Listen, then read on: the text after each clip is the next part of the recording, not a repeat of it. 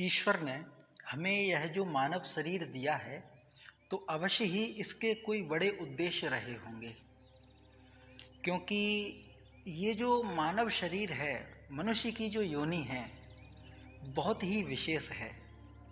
सर्वप्रथम तो यह है कि इसमें मनुष्य ही है पूरी दुनिया में जो विवेकवान है, जिसको सही और गलत की समझ हो पाती है। यह सिर्फ मनुष्य ही है, इसके अलावा और कोई जीव नहीं है जो सही और गलत को फर्क कर सके। तो इस आधार पे हम ये विचार तो कर ही सकते हैं कि मानव का जो जीवन है वो छोटे उद्देश्यों के लिए तो नहीं ही मिला है, कोई बड़े उद्देश्य रहे होंगे हमारे जीवन के, इसीलिए हमें यह जो मानव देह मिली है। क्योंकि यदि संतान उत्पत्ति, भरण पोषण आदि ही यदि हमारे जीवन का लक्ष्य होता तो यह सब तो हम पशु बन कर के भी कर सकते हैं। पशु जीवन में भी तो यह सब संभव है। उसके लिए अनमोल ये मानव शरीर की आवश्यकता क्या है, जिसके बारे में कहा जाता है बड़े भाग मानुष तन पावा, सुर दुर्लभ सब ग्रंथनि गावा। ये जो मानव का जो शरीर है, मानुष्य देह है, यह देवताओं के लिए भी दुर्लभ है जो हमें प्राप्त हुई है। लेकिन हम अनजान बन करके अपने इस अनमोल शरीर को नाश कर देते हैं, समय को गवा देते हैं और संसार में छोटे छोटे कार्यों में अपना जीवन व्यतीत करते रहते हैं। एक राज्य का राजा कहीं शिकार खेलने गया और जंगल में एक ऐसी परिस्थिति बनी जिसके कारण से वह अपनी सेना से बिछड़ गया और भूला भटका वह एक किसान के घर पर पहुंच गया। किसान ने देखा कि राजा आए हुए हैं और जंगल में आए थे तो चोट भी लग गई कहीं कहीं। तो उस किसान ने राजा साहब की बड़ी खातिरदारी करी, उनकी सेवा की और सेवा से राजा बहुत प्रसन्न हुए। वहीं पर रात्रि विश्राम किए। रात्रि विश्राम करने के बाद सुबह वह राजा अपने राज्य को वापस लौटे और उन्होंने किसान को धन्यवाद दिया लौटते समय और कहा कि ये मेरी अंगूठी है, इसको आप रखो और आप मेरे राज्य में जब आओ तो मुझसे मिलना। आप जो मांगोगे, इस एहसान के बदले, आपने मेरा इतना ध्यान रखा, इसके बदले आप जो मांगोगे वो मिलेगा, आप आ जाना। तो किसान ने कहा ठीक है, अभी तो मुझे ज़रूरत नहीं है, जब आना होगा आपके यहाँ पर तब मैं देखूँगा।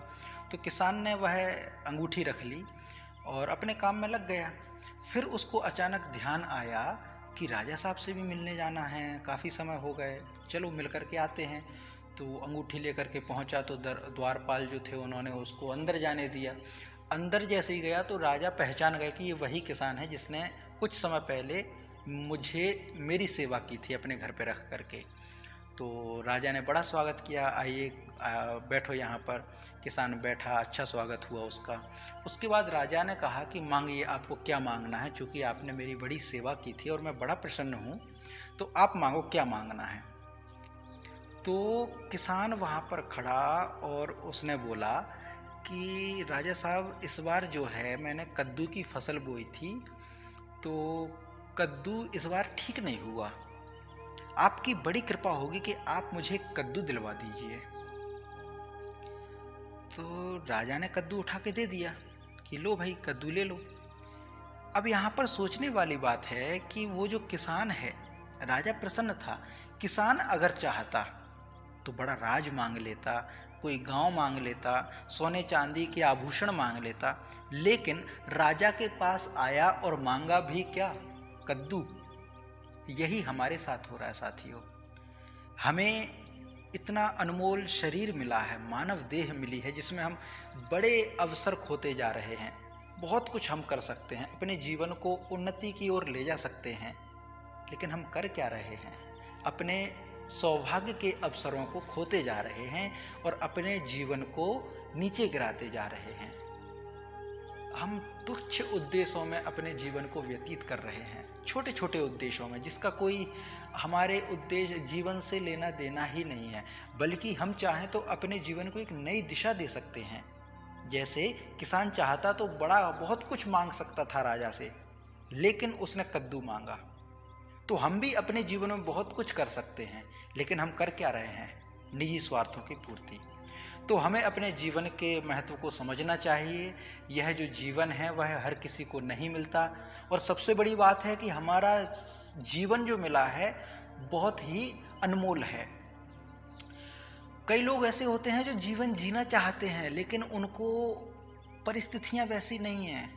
कोई विकलांग है, कोई दुखी है, किसी को स्वास्थ्य की परेशानी है, लेकिन हमें ये देखना चाहिए कि हम औरों से तो अच्छे हैं। वो कहते हैं ना कि किस्मत का क्या गिला है परवरदिगार से, 100 से अगर बुरा हूँ अच्छा हूँ 4 से। तो हम ये क्यों देखें कि हम 100 से बुरे हैं? हम अपने दृष्टिकोण को सकारात्मक करें और ये देखें कि हम 4 से अच्छे भी तो हैं।